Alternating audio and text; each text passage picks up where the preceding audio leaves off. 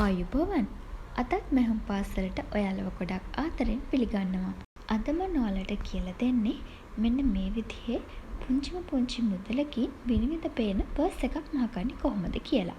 ස්වන් රැකියාවක් ආරම්භ කරන්න ඉන්න කෙනෙක්ට මේක හොඳ අදහසක් වෙයි කියලා මම හිතනවා. අපිට මේ සඳහා අවශ්‍ය වෙන්නේ මේ විදිහට විනිවිද පෙනෙන PVC sheet. මේ ෂීට් ඔයාලට බුක් ෂොප් එකකින් ගන්නත් පුළුවන්. එහෙම නැත්නම් ප්ලාස්ටික් කප් වර්ග විකුණන තැන්වල මේවා තියෙනවා. ඉතින් ඝනකම කිහිපයකින් තියෙන නිසා ඔයාලට අවශ්‍ය ඝනකමකින් මේක අරගන්න පුළුවන්. ඒ වගේම අපිට අවශ්‍ය වෙනවා මේ වගේ යාර ගානට ගන්න සිපර්. තනි සිපර් වලට වඩා මේ සිපර් එක තමයි ඔයාලට ගොඩක් ලාභදායී වෙන්නේ. ඒ වගේම තමයි මේ පර්ස් එකේ දෙපැත්තටම අහගන්න ඔයාලට පුළුවන් බයස් පටි අරගන්න. නැත්නම් මේ වගේ ලස්සන කෝඩ් එකක් ගන්නත් පුළුවන්. ඉතින් මං ගාව කළු පාටට ගැලපෙන්න මේ කෝඩ් එක තමයි තිබ්බේ. අපි එහෙනම් මේව පාවිච්චි කරලා පර්ස් එක මහන්න පටන් ගමු. මම මේ අරන් තියෙන ෂීට් එක අඟල් 12ක් සහ අඟල් 20ක දිග පළලින් යුක්තයි. මම ඔයාලට කලින් ෆොටෝ එකක් පෙන්නුවා වීඩියෝ එකේ. ඒ ප්‍රමාණයට හෝ ඔයාට අවශ්‍ය ප්‍රමාණයකට මේ කොළය කපා ගන්න පුළුවන්. මේ ෂීට් උසින් අඩි 4ක් උසයි. ඒ වගේම පළල අපි කැමති යාර ප්‍රමාණයකින් ගන්න පුළුවන්.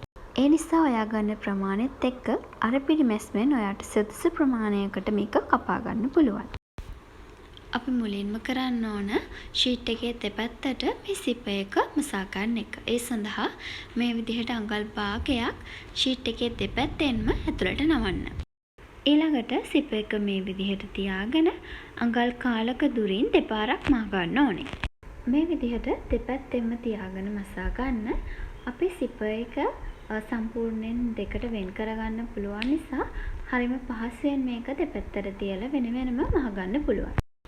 ඔන්න මම ඔයාලට කිව්ව විදිහටම එක පැත්තක් දෙපාරක් මහගත්තා. අපේ සිපර් එකේ හයියට වගේම ඒක ලස්සන පෙනුමටත් තියෙනවා. දැන් මේ සිපර් එකේ වැඩි කොටස් කපාගෙන නූල් යන්නේ නැති වෙන්න දෙපැත්තෙන් පුච්ච ගන්න. ඊළඟට සිපර් හෙඩ් එක දාගන්න. ඉතින් මේ ආකාරයෙන් සිපර් එක දාගත්තට පස්සේ අපිට ඉතුරුයි දෙපැත්ත මහගන්න. මේකෙදි මෙන්න මේ ආකාරයෙන් නවල දෙපැත්ත මහගත්තොත් ඔයාලට මෙන්න මේ දකින්න වගේ පර්ස් එකක් නිර්මාණය කරගන්න පුළුවන්. හැබැයි මම කරන්නේ ඊට වඩා වෙනස් විදිහකට මේ වගේ ෂීට් එකේ අඟලක් විතර උඩ ඉතුරු වෙන විදිහට සිපර් එක ටිකක් පහළට අරගෙන මෙන්න මේ විදිහට දෙපැත්තෙන් මසා ගන්නවා. ඉතින් මේ වෙලාවේදී ඔයාට පුළුවන් බයස් පටියක් මේ දෙපැත්තට මහගන්න මේ මහම් වාසි පේන්නේ නැති විදිහට. ඉතින් මේ වෙලාවේ මං ගාව තියෙන මෙන්න මේ කෝඩ් එක මම අලව ගන්නවා. ඔයාලට පුළුවන් ඔයා ගාව තියෙන තව ලස්සන කෝඩ් එකක් මෙතනට අලව ගන්න හෝ මහගන්න. ඔන්න ඉතින් මගේ ලස්සන කියුට් පර්ස් එක මම මහගෙන ඉවරයි.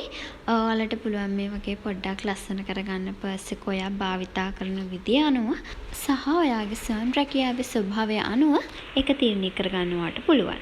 ඉතින් මේ වගේ PVC sheet වලින් ලස්සන නිර්මාණ කරන්න පුළුවන්. ඔයාලා කැමති නම් දිගටම මේව ඉගෙන ගන්න මට කමෙන්ට් එකක් දාන්න. ඒ වගේම මේ වීඩියෝ එක ගැන ඔයාලගේ අදහස් දක්වන්න අමතක කරන්න එපා. එහෙනම් ආයෙත් වීඩියෝ එකකින් හම්බ වෙනකම් හැමෝම පරිස්සමෙන් ඉන්න. ගිහින් එන්න.